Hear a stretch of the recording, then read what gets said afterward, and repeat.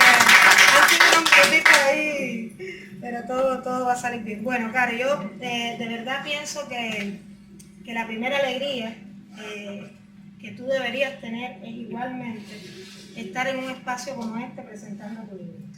Yo creo que en este momento que estamos en luchas, los artistas, los escritores, por espacios que se están cerrando en la ciudad, yo creo que es una bendición tener esta librería, contar con este espacio que en este año y de manera muy rápida se ha instalado como uno de los espacios ya más importantes dentro de la promoción de la literatura.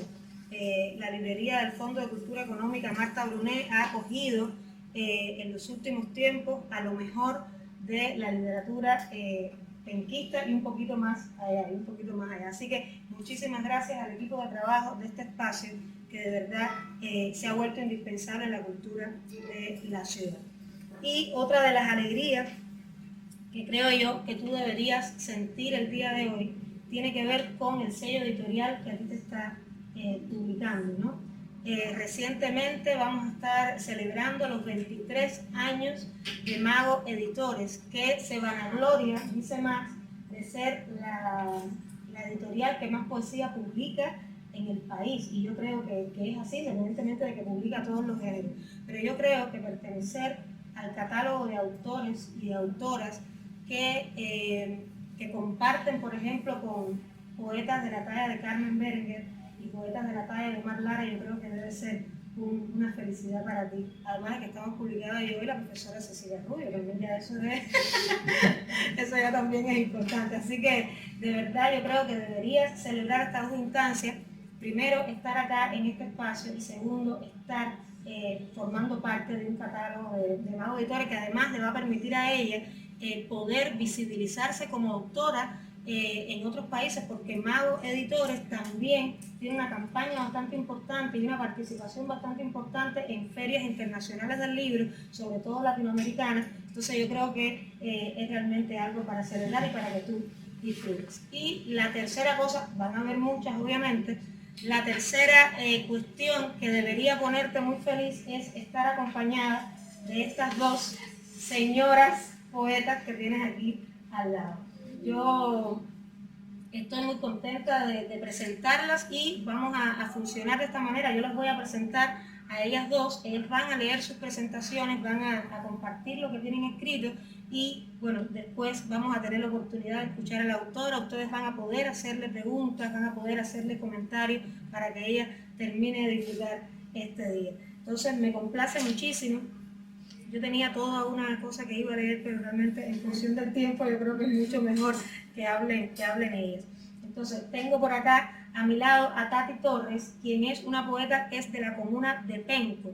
Ella es autora, es poeta, es editora, es tallerista y gestora cultural de gran talento y larga trayectoria. Su trabajo la ha llevado a recibir una serie de premios a nivel nacional y sus obras han sido traducidas a varios idiomas, llegando a bibliotecas alrededor del mundo. Es acreedora de premios como el Premio Ceres y Premios Juegos Poéticos y Florales Gabriela Mistral en el 2016. Es autora de más de una decena de títulos y colaboradora del programa Acciona del Ministerio de la Cultura, que se encarga de ofrecer talleres literarios en muchas escuelas de la región metropolitana. Y por acá tenemos a Antonia Torres, que es una poeta valdiviana, que es periodista, magíster en literatura hispanoamericana contemporánea y doctora en filología románica. Es autora también de una decena de títulos que no solo se dedican a la poesía, sino a la novela, al ensayo.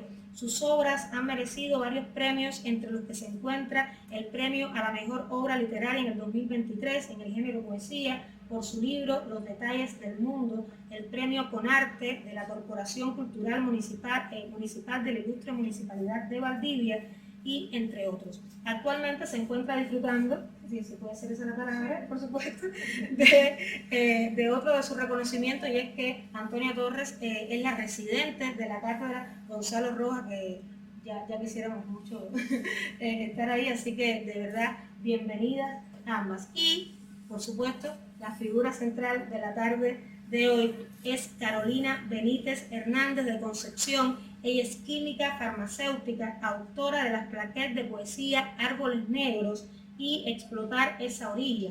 Desarrolló su escritura poética y ensayista en diversos talleres literarios impartidos por destacadas escritoras, tales como Daniela Catrileo, Paula Ilavaca, Julieta Marchán y Ángela Neira Muñoz.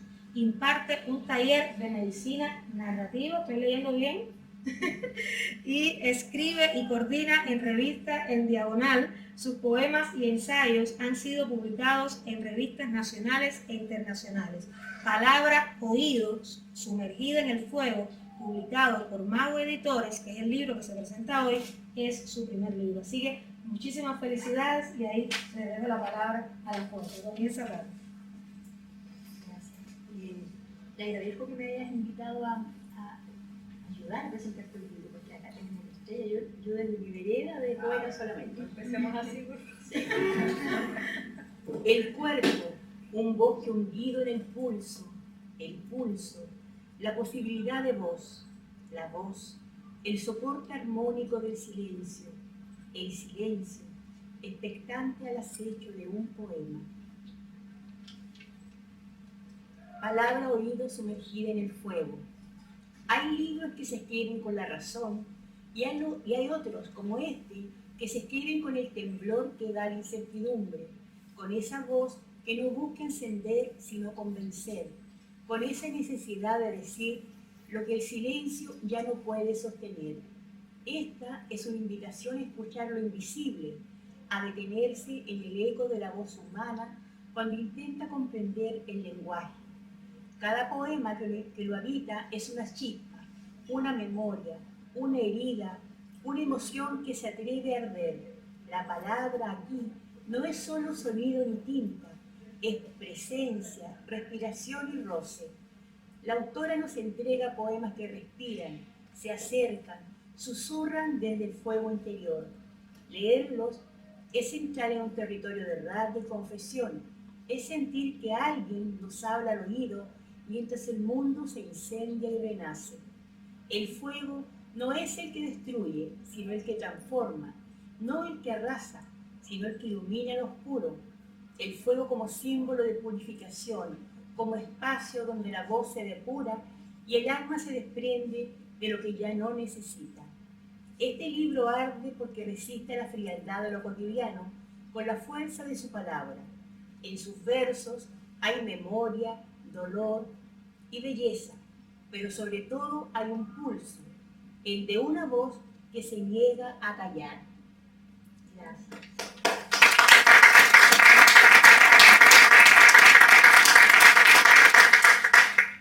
Bueno, muy buenas tardes a todas y a todos, a mis compañeras aquí también presentes, sobre todo Carolina, que es la protagonista de la jornada.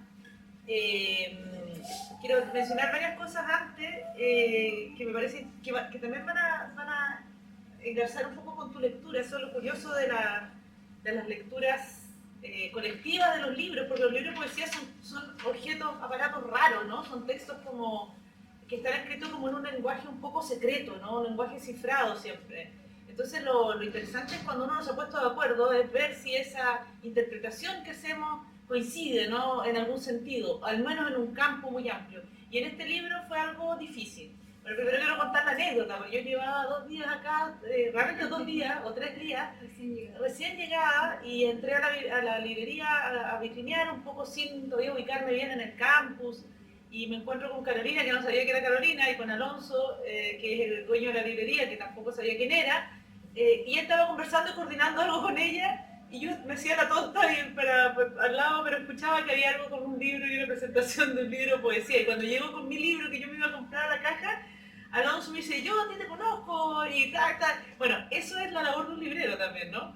Yo quería pasar piola, pero él dijo, parece que tú eres escritora, o no, sí, soy la poeta residente. Ah, perfecto, entonces, ¿por qué tú presentas el libro de Carolina? Entonces fue como, eso es una, él es el culpable principal, porque ella fue mucho más prudente y mucho más, no digo que decía imprudente Alonso, pero fue mucho más, no sé, digamos, cauta en decir, bueno, si quieres, me dijo como, no sé, si te gusta, ¿no?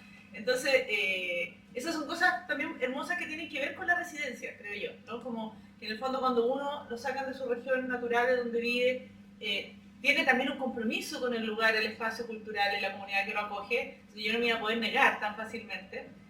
Pero también es bonito porque circulan otras lecturas, ¿no? Circulan otras interpretaciones. Bueno, dicho eso, tengo una serie de anotaciones no articuladas, pero que voy a tratar de articular en esta presentación y estoy tratando de hacer los hilos. No, la voy a leer en parte, pero en verdad voy a enunciarla. Y creo que tiene un poco que ver con lo que mencionaba la Tola, ¿no es cierto? Tola, no, Tati, perdón, Tati. La Tati, mi prima Tati Torres. Hermana o la prima. Mi prima Tati. Es que no es la primera torre que conozco acá, pues está lleno de torres en la zona. Vamos a preguntarle a mi abuelito que me tuvo por acá. Entonces, lo primero que quisiera decir son como tres cosas que propongo como lectura. O sea, que me parece que son interesantes y voy a ir demostrándolas un poco. Yo creo que en el libro de Carolina hay una especie de cierta conciencia lingüística, es decir, sobre el lenguaje, pero sobre todo el punto de vista como del problema del lenguaje, del problema filosófico del lenguaje, ¿no? Si uno atiende al título del libro, no es el oído, fíjense, palabra sumergida, palabra oído sumergida en el fuego. No es el oído, diría yo primero, sino la palabra oído la que se sumerge en el fuego, como se nos anuncia ya desde el título. Es decir, lo que interesa acá es, sobre todo lo central, y en eso se engarza mucho con la tradición metapoética chilena, creo yo, es en la palabra poética que se quiere articular como palabra poética y con todas las dificultades y las limitaciones que va a demostrar tener en el poemario. Es decir, esa especie de conciencia, diría yo, primer eje. Segundo, como bien señala la profesora Cecilia Rubio, que leí, no hay muchas reseñas, el libro es nuevo. Cecilia Rubio escribió una reseña que se publicó, ¿no es cierto?, en el pasquín que se publica en el, ¿cómo se llama?, el boletín. Salió en el diario primero. Salió en el diario. El diario Concepción. En el diario Concepción, y lo reproducen, ¿no es cierto?, en el boletín de la cátedra. Ella dice que hay, y yo lo encontré interesante, lo recojo de inmediato, hay instalado previamente a todo el libro un escenario de catástrofe. Y empecé a enumerar las cosas y ella tiene razón, la Cecilia. Hay ruinas, estoy nombrando literalmente, desastre de un mundo que parece que haber sido, incluso un mundo que tal vez nunca fue. Es como una especie de apocalipsis permanente, ¿no? En el que se intuye, que se huele. Paisaje del caos, escombros, tormentas, rocas degradadas. Estoy citando literalmente esas palabras. Entonces, esta es la catástrofe, estoy de acuerdo, veamos en qué medida la palabra poética la reconstruye o la reproduce o qué pasa. Y un tercer eje, creo yo, y ahí también coincido con la lectura que también hace Cecilia en alguna medida, no lo dice tal cual, pero yo creo que es lo que, por eso las lecturas se hacen colectivamente, creo yo, es cuando dice que el poemario, o sea, ella no lo dice así, en realidad lo diría yo, pero lo dice de otro modo, no recuerdo cómo, perdona Cecilia, que te cite mal, pero el problema es la pertenencia, ¿no? De pertenecer, como de la identidad, la pertenencia a una comunidad, la pertenencia a un género, la pertenencia a una nación, un estado, nación o un país, la pertenencia en general a una familia también, ¿no?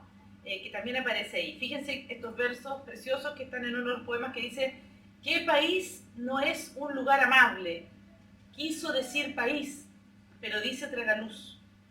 Como una voz que titubea, ¿no? O sea, uno quiere que un país sea un lugar amable, ¿no? ¿Qué país no es un lugar amable? Quiso decir país, pero en realidad dijo tragaluz, ¿no? Eso es interesante, como es un habla que titubea, no es un habla poética afirmativa, no soberbia en algún sentido, que quiere explicarnos las cosas, sino que está ya poniendo el tema de la pertenencia, digamos, de quién soy, a dónde pertenezco en el centro. Claro, y aquí puse, porque la patria parece ser aquí casi un equívoco lingüístico, ¿no? País, no, en realidad, iba a decir país, no pudo decirlo. ¿Es el tragaluz en realidad el lugar amable? Me pregunto yo. ¿Es acaso la noción del país? ¿Es que acaso la noción de país o de nación no alcanza? Y en general creo que en el poemario se elabora una escritura que intenta nombrar lo que existe o que no existe previo a su existencia, es decir, lo que existe previo a su existencia o incluso lo que no existe, ¿no? Es bien, en ese sentido, es un libro difícil, ¿eh? Un libro hermético, lo comentamos con la Cecilia, me dijo, ¿qué te pareció el libro? Le dije, me ha costado, o sea, lo leí 2 veces, ¿no? Yo personalmente lo leí 2 veces. No es un libro críptico en algún sentido, ¿no? Que mezcla campos semánticos, decías tú, creo, Cecilia, como nos costó a las dos, digamos, abordarlo. Entonces, la escritura aquí intenta nombrar, digamos, eso, y fíjense cómo lo dice. Voy a volver a citar a la autora. Si existiese un momento previo a la escritura, un interludio, ella pensaría en una hendidura o imaginaría un intersticio minúsculo donde alcanzar mecanismos y astillas al azar.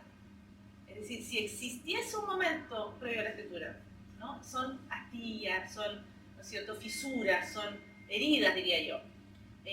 Todo aquello que el lenguaje habitualmente no puede nombrar, o lo que no se puede articular en lenguaje, ¿no? Es como un sueño, que también aparece como una figura recurrente en el poemario. Aquello, ¿no?, que cuando nos despertamos de un sueño y tenemos una sensación, unas intuiciones, pero no son articulables en el lenguaje.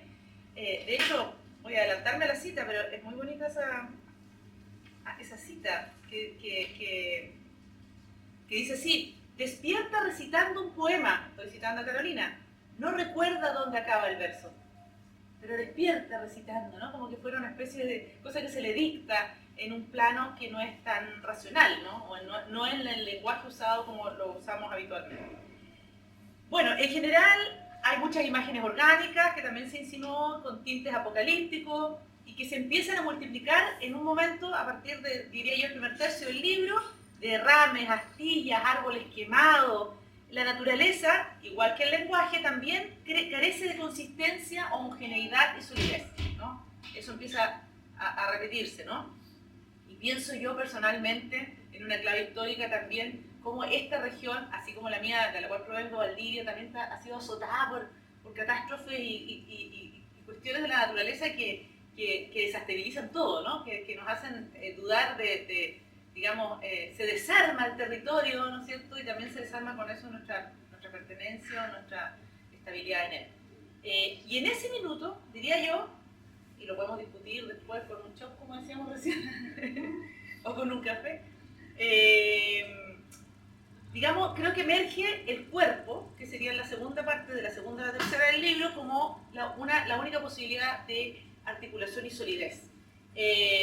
Entonces, digo yo, si a la fuera del paisaje, los terremotos, las astillas, qué sé yo, son imposibles de aprehender, con H, ¿no? A aprender, de asir, y reproducirse en el lenguaje no puede hacer más que reproducir esa imposibilidad, el lenguaje de la poeta, ¿no? Esa fragmentación.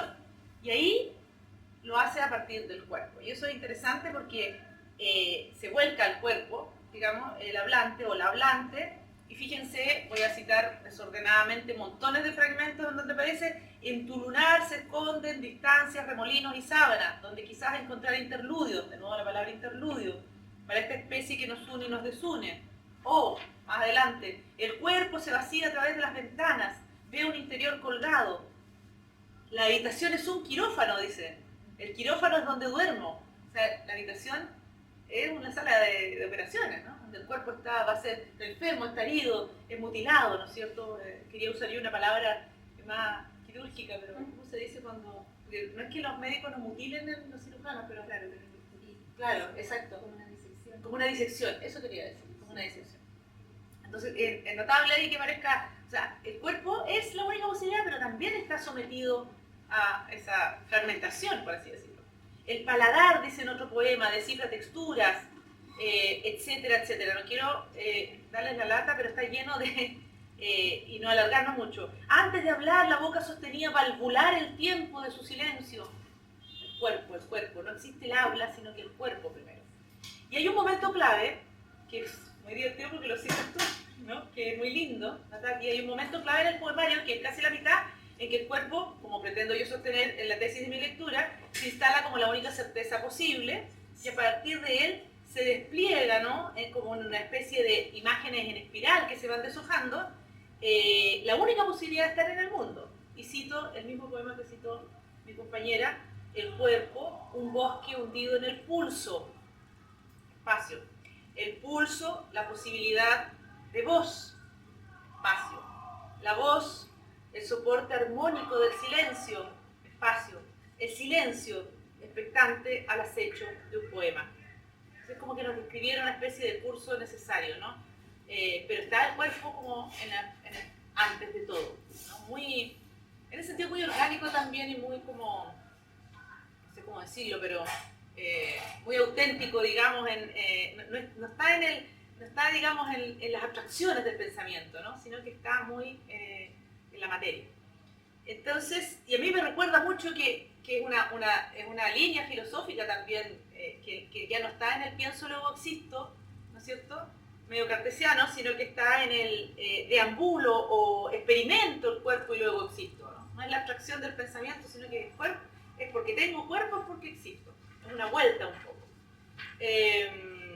Pero atención, también, una advertencia, siempre en forma de potencia, es la posibilidad de la voz. El pulso es la posibilidad de la voz, no la voz misma, ¿no? Y si acaso la voz es posible, no es expresión, sino que es ausencia, dice ausencia de voz. Hay muchas dudas siempre. Y ese silencio, entonces, cuando se produce, es el preámbulo del poema, como dice ella misma. Entonces creo que hay algo así que si pudiéramos identificar como un ciclo así medio natural de las cosas. Yo diría que en esta poética se plantea la idea del caos o el desastre, luego el silencio, que podría ser un ciclo bien de la teoría de la evolución, ¿no? Del Big Bang, ¿no? Caos y desastre, silencio, poema y vuelta al desastre, porque el poema también recoge el desastre. El poema también es algo inmanejable, ¿no? No tiene una intención premeditada, es una voz que viene del silencio o del sueño, como dije recién en esa cita de despierto recitando un poema. Qué lindo eso está es muy lindo. Ya, ¿cómo lo hago para no alargarme? voy a tratar de cerrar aquí.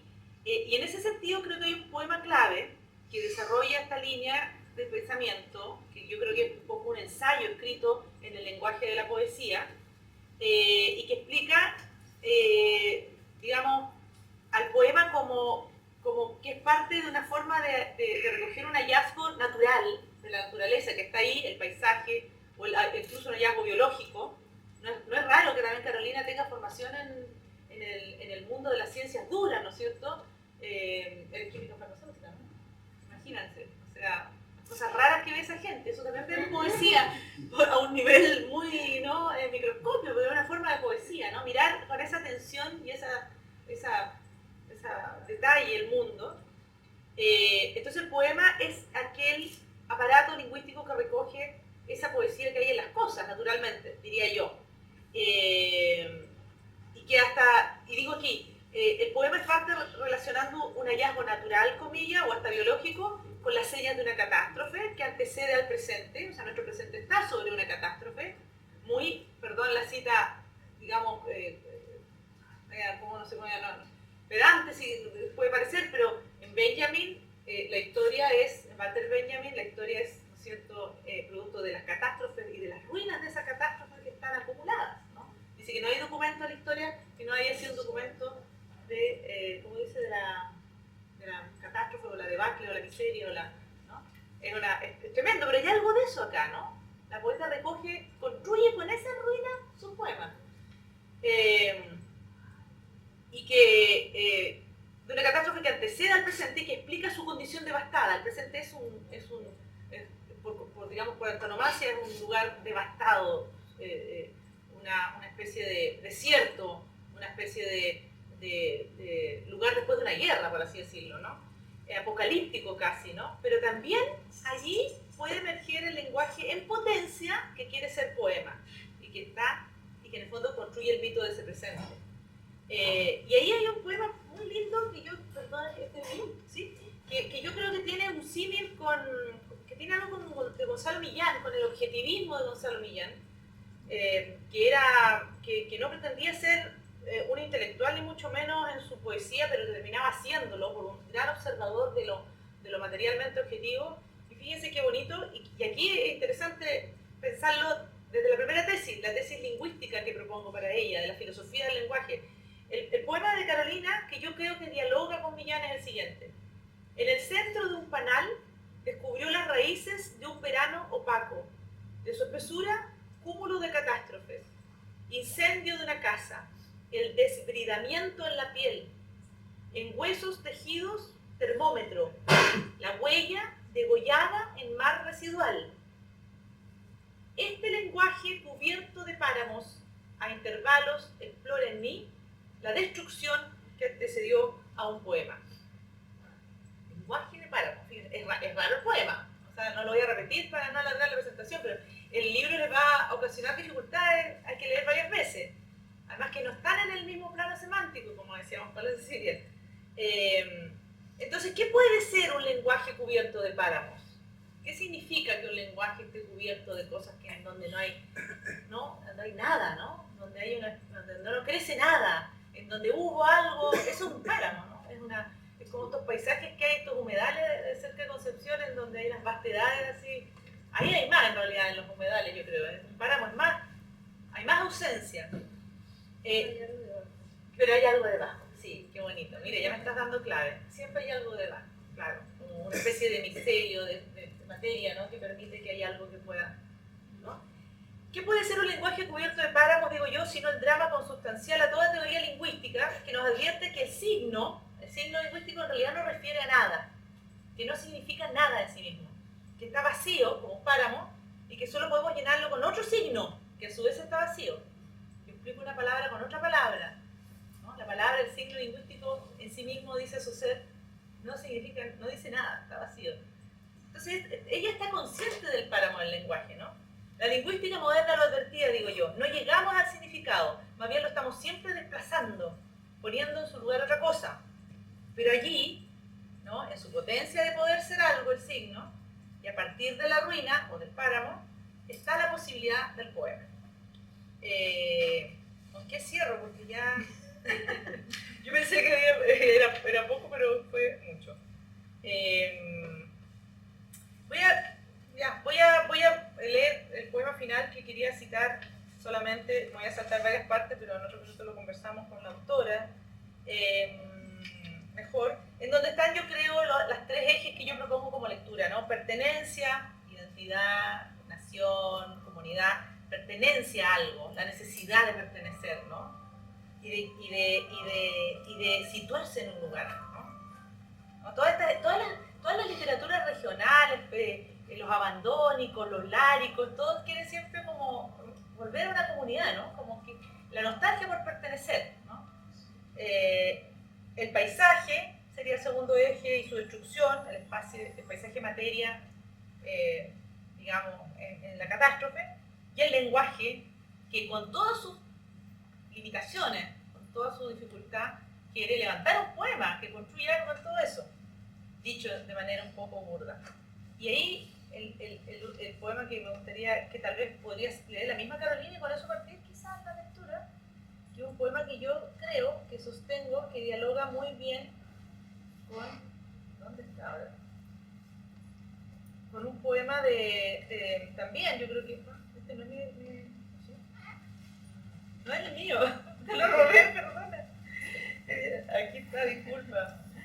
Con un poema de otra gran poeta chilena de mi generación, Alejandra del Río, que tiene un poema precioso que dice: están construyendo una casa en mi paisaje. Que es un poema precioso que habla de que un poco ella va a la playa de la infancia y está cambiada. O sea, lo que te define, que también el paisaje cambia, y más en una duna, y la playa se devasta, y es un poema tremendo, ¿no? En que ella le queda la embarrada internamente porque ve que le están construyendo una casa en lo que era su paisaje, pero el paisaje no nos pertenece, ¿o sí? Es una buena pregunta, ¿no? Entonces quizás la Carolina puede partir leyendo eso. Yo creo que aquí están en este poema los tres ejes, y ahí tú ahora tomas la palabra y yo me callo al fin, así que muchas gracias.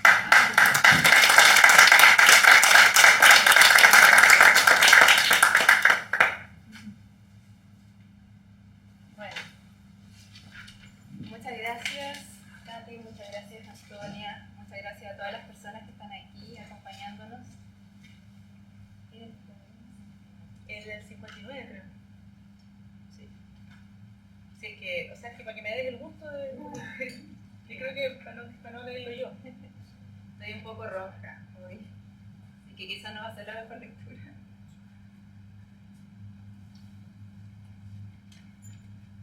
Pero ya, primero voy a leer este poema y después les voy a comentar un poco de forma breve respecto al poemario, recogiendo también muchas de sus lecturas. Ah, bueno. Eso dice que ponen hacia arriba. Ya, ya. Aló, aló, aló, aló. Ay, ¿por qué no me dieron? ¿Se escucha? Sí. ¿Se escucha, no? Sí. Sí. Bueno, les comentaba aquí en honor al tiempo, voy a leer este poema y después les voy a comentar brevemente acerca del poemario. Bueno, los poemas no tienen título. Este es de la página 59. Perpendicular al río, la ciudad se levanta ante contornos del puente, edificios, carreteras, convulsiones, las bocinas que sostienen la provincia y las capas de arena que las constructoras trasladan al cauce para tapar sus gritos.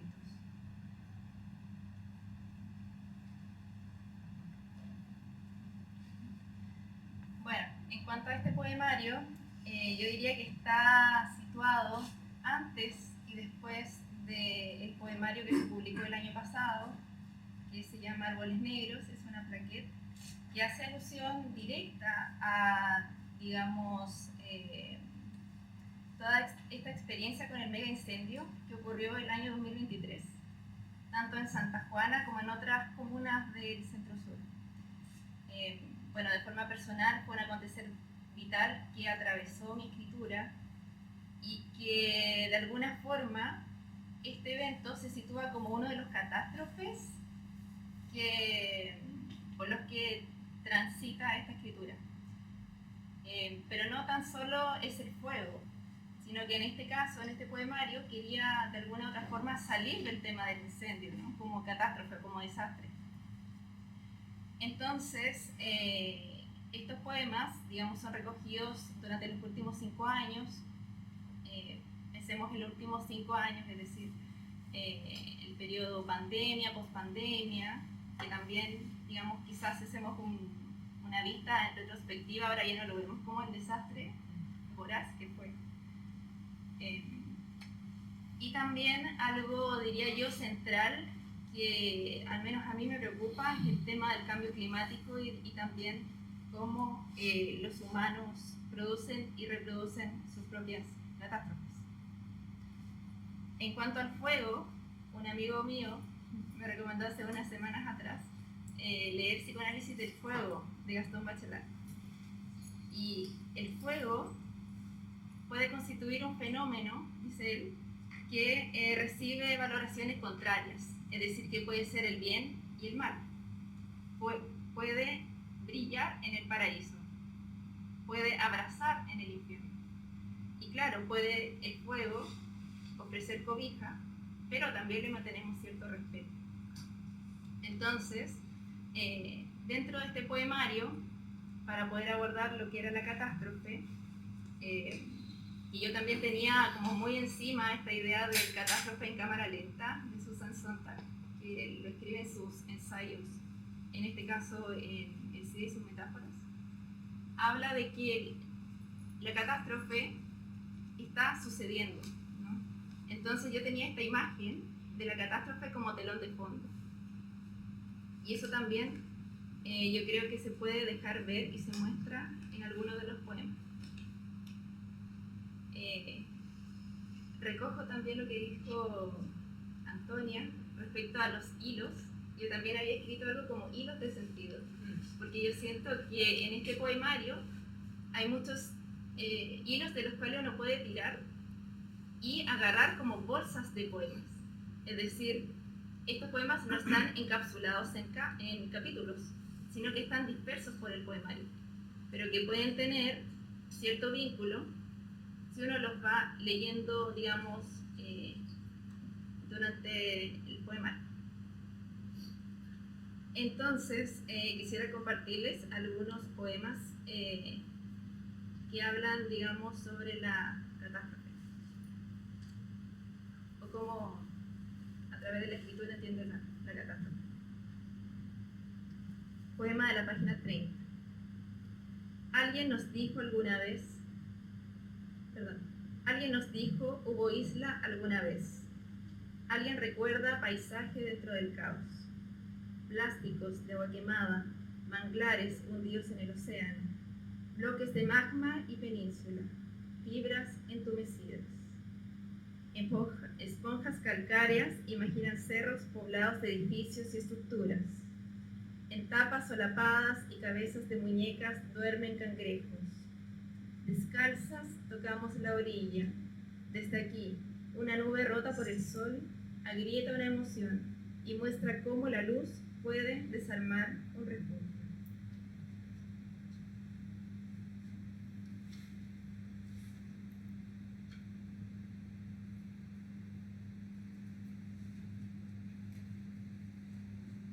Poema de la página 54.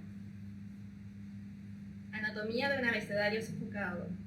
Las palabras regresan acomodadas al mismo caudal, después del florecer prematuro de las horas y los trabajos y objetivos defraudados, entre las páginas y libretas atropelladas bajo las líneas del metro. Somos puntos detenidos, enjambres de la ciudad, una ciudad atormentada por un imaginario que insertaron en nuestras lenguas, bajando hasta ese río en el que se estancan todos los residuos domiciliarios.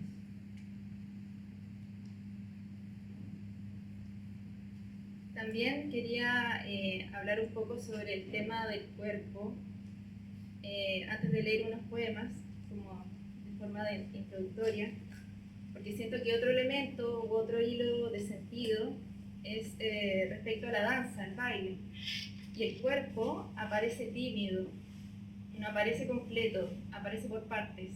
Aparece una pierna, aparece un pie. Y digamos que esto está sujetado a la incertidumbre y las dudas que acompañan el desastre. Entonces esto del pie en círculos y esta duda, digamos, tiene algo muy corporal, ¿no? Que es este pie que está generando este círculo y que busca una salida que es una respuesta.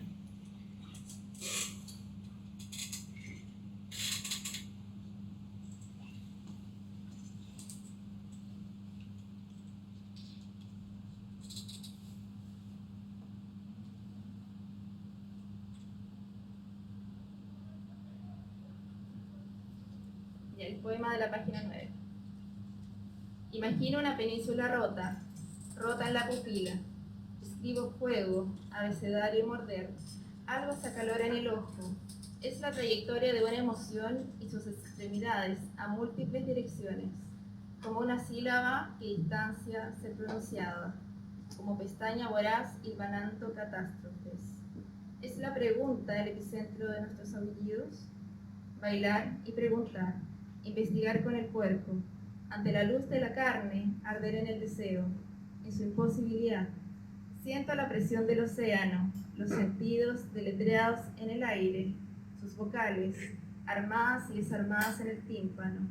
Erosionar el hogar en la cercanía del oído, en la cercanía del incendiar, de las paredes, el atajo, pasadizo, idioma sin voz. También hay algunos poemas que hacen alusión a algunas mascotas. Hubieron algunas que los escribí con un gatito encima, o un gatito mirándome con cara de quiero mi tour. Me comida. El poema 11. Del fuego nacen los ríos, de la fuerza de una mirada animal. El ronroneo en una mano desata una danza en la lengua, áspera. Su lengua es un leño quemado, un músculo contorsionado, sílabas, una voluta de humo enloquecida. Ansías perderte en ese atardecer para hacer ladera, traducir en oleajes, cicatrices, derivas. En suspensión las horas dan higos y fundan raíces invisibles acariciando la piel. Ubican la maceta, lejos del fuego, lejos del precipicio del monte. Emana una pista dentro del macetero. Una parte del bosque desdibuja arteriolas y válvulas cardíacas sin cuerpo. Muchas gracias.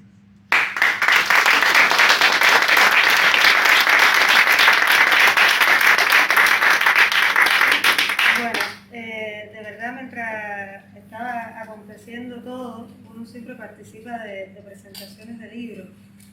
Y una vez yo leí, y quizás no venga mucho al caso, pero me gustaría decirlo, que personas que no están de acuerdo con la instancia de la presentación del libro, ¿no? Y dan una serie de razones. Una de ellas es que dice que las presentaciones engordan la vanidad de los escritores, ¿no? Y yo me pregunto qué habría de malo en eso, ¿no? ¿Qué habría de malo en que estemos hoy aquí engordando la vanidad de esta poeta? Porque no todos los días se escoge el camino de la poesía, no todos los días uno puede celebrar las noches escribiendo, las lecturas que uno vive, escribiendo en cualquier parte, me imagino ahí de farmacéutica también escribiendo. Entonces yo creo que merece que engordemos la vanidad de todos los autores, de todas las autoras, y hoy que celebremos que de verdad estés presentando este hermosísimo libro que ya nos va a romper la cabeza, como dicen acá las presentadoras. Así que disfruta y muchísimas felicidades. Otro aplauso para...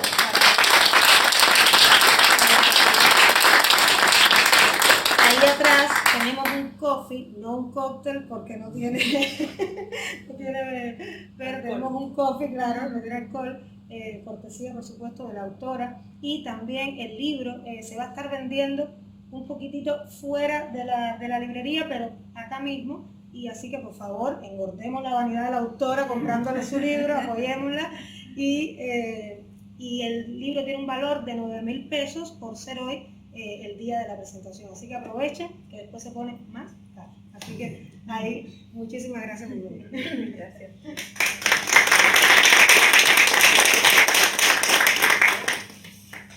Y te puedes quedar acá firmando libros, así que